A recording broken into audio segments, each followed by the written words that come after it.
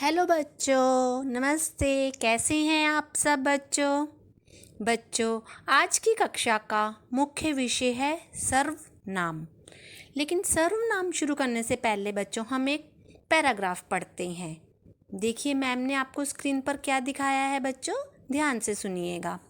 रानी हर रोज school जाती है, रानी मन लगाकर पढ़ती है। स्कूल से आकर रानी गृह कार्य करती है। रानी की माताजी रानी को पढ़ाती हैं। रानी कक्षा में प्रथम आती है। रानी को सभी अध्यापिकाएं प्यार करती हैं।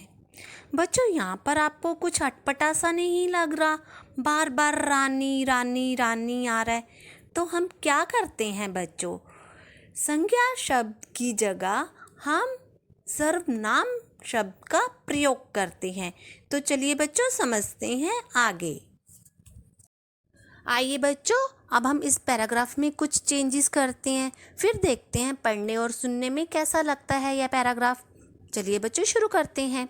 रानी हर रोज स्कूल जाती है, वह मन लगाकर पढ़ती है। स्कूल से आकर वह अपना गृह कार्य करती है। उसकी माताजी उसे पढ़ाती हैं। वह अपनी कक्षा में प्रथम आती है। उसे सभी अध्यापिकाएं प्यार करती हैं। तो बच्चों हमने रानी, जो कि संज्ञा शब्द है, उस संज्ञा शब्द की जगह जो शब्द प्रयोग किए हैं वह क्या कहलाते हैं? सर्वनाम। आप इस पैराग्राफ में देखिए, लाल रंग से लिखे गए शब्द क्या कहलाते हैं? सर्वनाम। जैसे वह, अपना, उसकी, उसे, अपनी, उसे, यह सब शब्द क्या हैं बच्चों? सर्वनाम। इस प्रकार बच्चों संज्ञा के स्थान पर प्रयोग किए जाने वाले शब्द क्या कहलाते हैं? सर्वनाम कहलाते हैं। जैसे मैं, हम, यह, ये, तू, तुम लोग, तुम, आप लोग, इस, इन, इसका, इनका, इसे, इन्हें, उस, उन, वह, वे, उसका, उनका, उसे, उन्हें, ये सब बच्चों क्या है? सर्वनाम है। बच्चों जैसे आपने वचन पढ़ा था, एक वचन बहुवचन, बच्चों उसी प्रकार सर्वनाम में भी एक वचन बहुवचन होता है। जैसे यहाँ पर लाल रंग से लिखे गए शब्द बच्चे एक वचन है और हरे रंग से लिखे गए शब्द बहुवचन है। मैं एक वचन है तो उसका बहुवचन क्या होगा? हम। यह एक वचन है तो उसका बहुवचन क्या होगा? ये। तू एक वचन है तो तुम लोग बहुवचन होगा।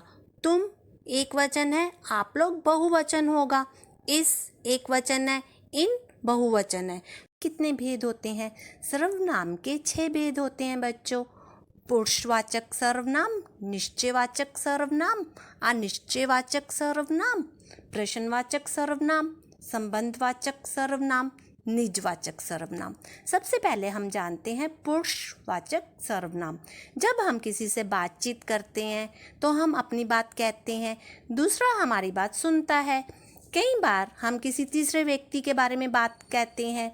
वे सर्वनाम शब्द जो कहने वाले, सुनने वाले या किसी अन्य व्यक्ति का बोध कराते हैं, उन्हें हम पुरुषवाचक सर्वनाम कहते हैं।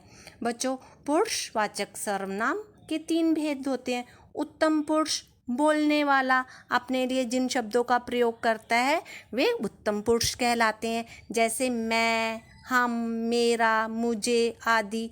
मध्यम पुरुष, सुनने वाले के लिए जिन शब्दों का प्रयोग किया जाता है वे मध्यम पुरुष कहलाते हैं। जैसे आप, तुम, तेरा, तुम्हारा, तुझे आदि। अन्य पुरुष, किसी अन्य के लिए जिन शब्दों का प्रयोग किया जाता है वे अन्य पुरुष कहलाते हैं।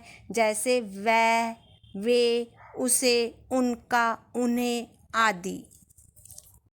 आइए बच्चों अब हम इन शब्दों का वाक्य में प्रयोग करके देखते हैं। जैसे मैं से आप क्या वाक्य बनाओगे? मैं कक्षा 4 में पढ़ता हूँ, मैं कक्षा 3 में पढ़ती हूँ। तुम पढ़ रही हो, वे मेरे पिताजी हैं, वे मेरी माताजी हैं। दूसरे नंबर पर बच्चों हम निश्चयवाचक सर्वनाम लेते हैं। वे सर्वनाम शब्द जो किसी निश्चित व्यक्ति या वस्तु का बोध कराते हैं उन्हें हम निश्चयवाचक सर्वनाम कहते हैं, जैसे यह, ये, वह, वे, इन्हें आदि। बच्चों यहाँ पर ध्यान रखना, यह, ये, इनका, इसमें आदि सर्वनाम शब्दों का पास के व्यक्तियों और वस्तुओं के लिए प्रयोग किया जाता है, जबकि वह, वे, उनका, उसमें आदि सर्वनाम शब्द का प्रयोग दूर के व्यक्तियों के लिए और वस्तुओं के लिए किया जाता है। आइए बच्चों कुछ वाक्य बनाकर देखते हैं, जैसे यह साइकिल मेरी है, वह साइकिल उसकी है। आइए बच्चों अब हम नंबर 3 पर अनिश्चयवाचक सर्वनाम लेते हैं। वे सर्वनाम शब्द जो किसी अनिश्चित व्यक्ति, अनिश्चित वस्तु का बोध कराते हैं, जिनका हमें नहीं पता होता, उन्हें हम क्या कहते हैं? अनिश्चयवाचक सर्वनाम कहते हैं। जैसे कोई, किसी, कुछ। माँ कोई बाहर खड़ा है, कोई दरवाजा खटखटा रहा है, माँ दूध में कुछ गिर गया है। बच्चों नंबर 4 पर हम प्रश्नवाचक सर्वनाम को लेते हैं।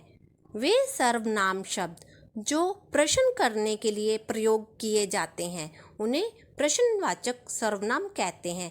जैसे कौन, किसने, क्या, कब, क्यों आदि। आइए बच्चों इनका वाक्यों में प्रयोग करके देखते हैं। तुम्हारे घर कौन आया है? तुम्हें किसने मारा है?